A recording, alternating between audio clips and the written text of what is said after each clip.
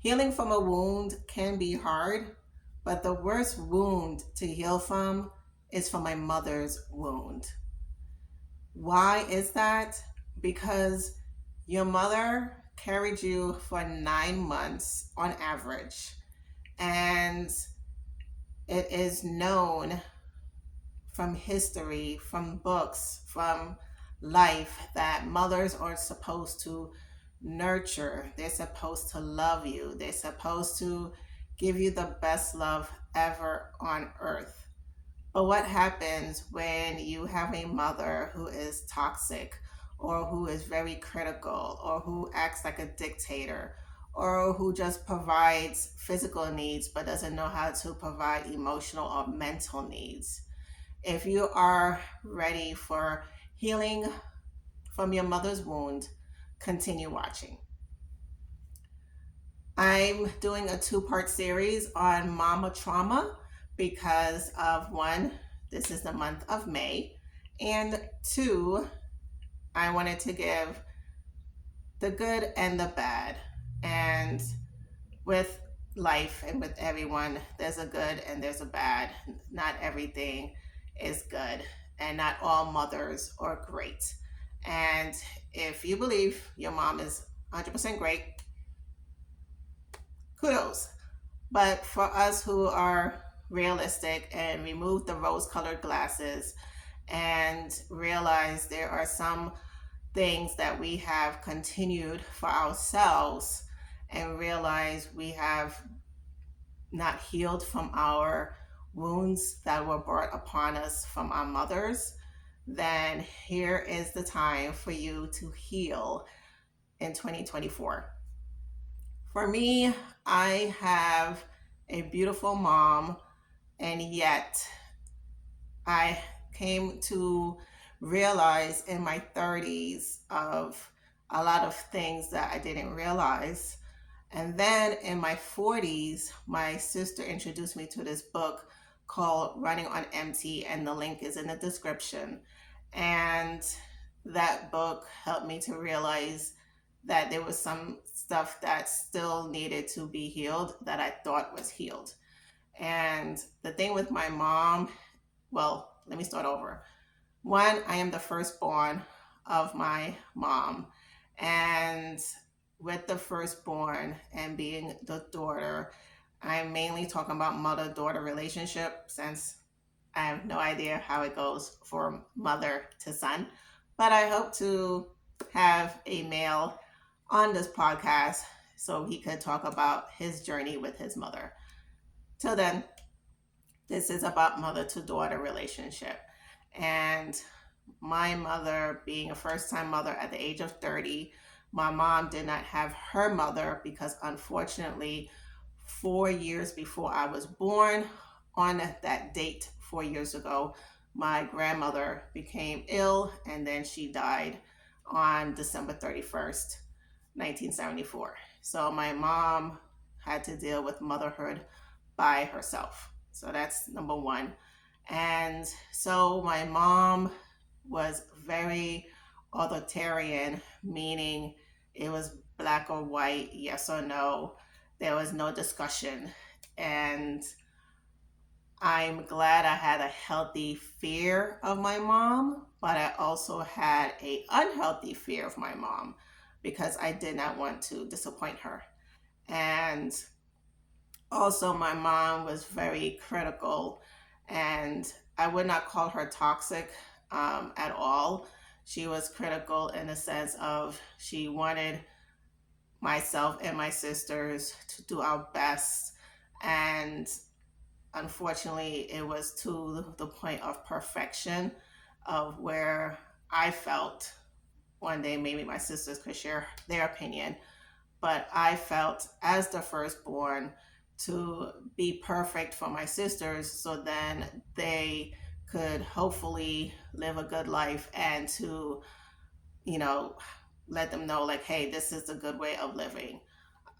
Unfortunately, they had their own journey of life. So as much as I did my best of living the right life, everyone did their own thing. But I mainly did it because my mom, I wanted to please her and make sure she was well. And with that, you know, you develop a way of integrating that into grown up relationships, which I honestly did not know I was doing until my early 40s. And this is how it went. So, because my mom was very critical and black and white, yes or no, I did that with my exes. And it was, yo, is this or this? There's no middle. And I even did the whole love and basketball thing. It's double or nothing. Like, I'm either gonna be in your life or not. Like, I'm not gonna be your ex girlfriend and we're still friends. No, it's either you want me in your life or we're done. Ex contact. Nice meeting you. You don't exist.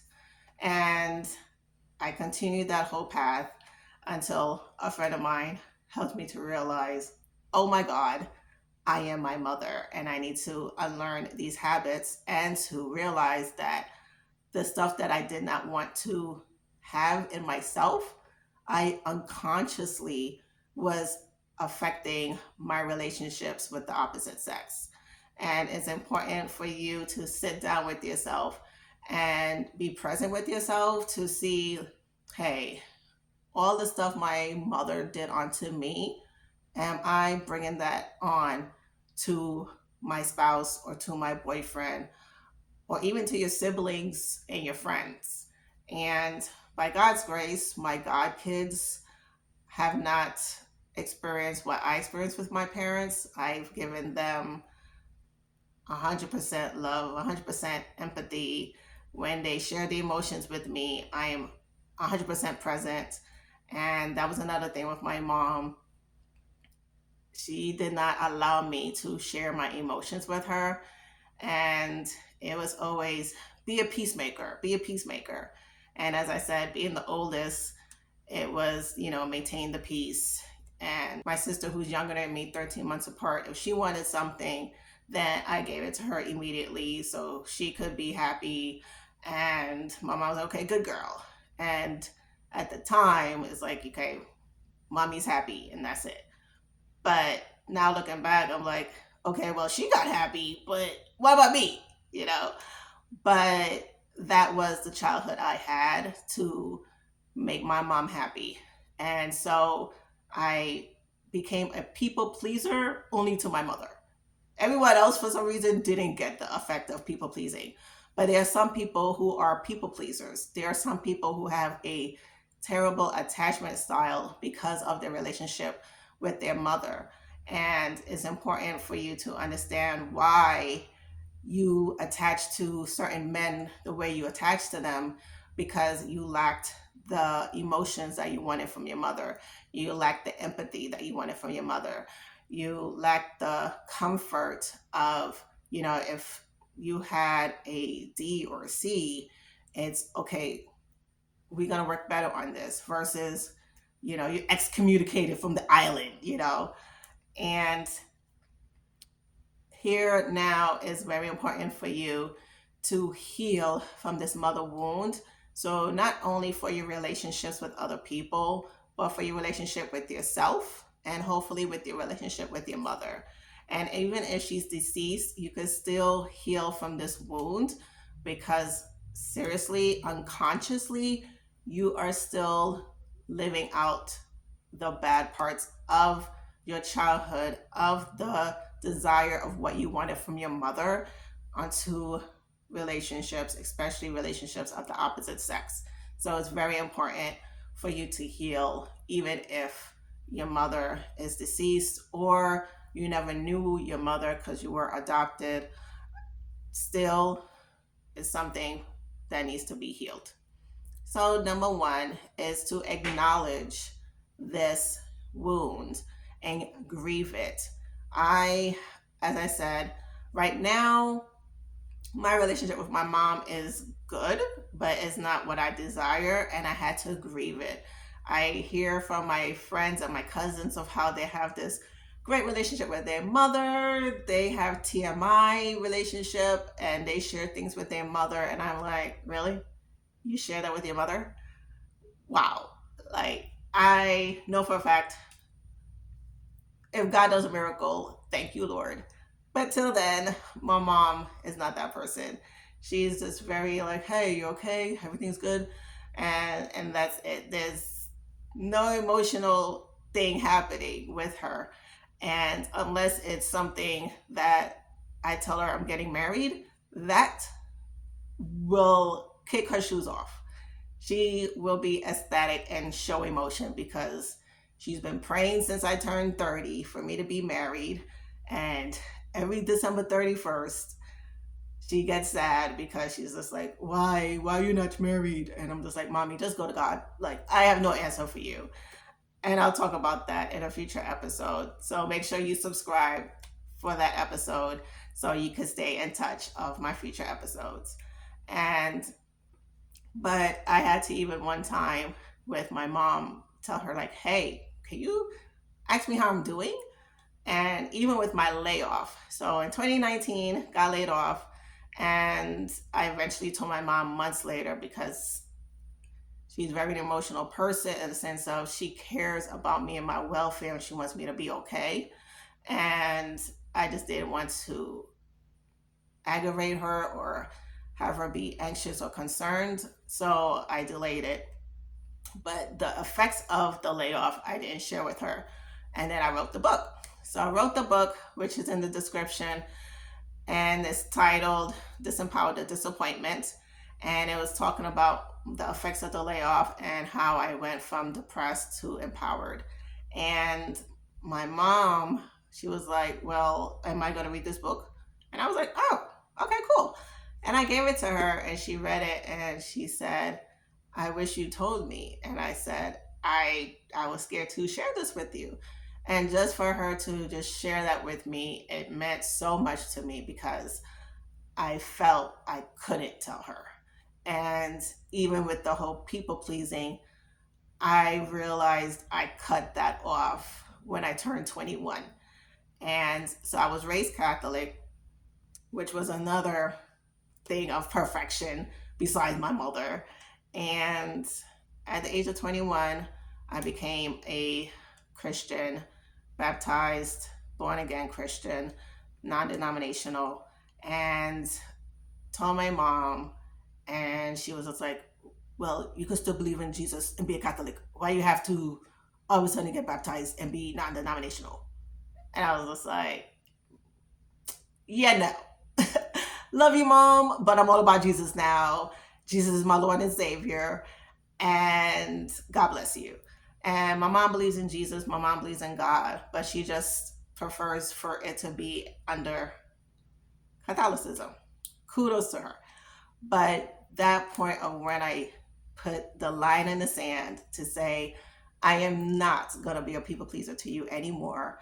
And I, as God said, you have to forfeit your mother and father. And I was totally fine with that because I was all about my Jesus.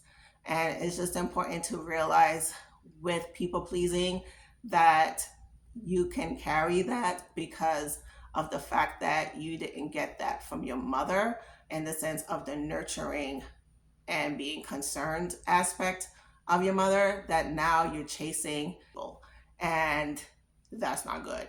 So acknowledge and grieve it, number one.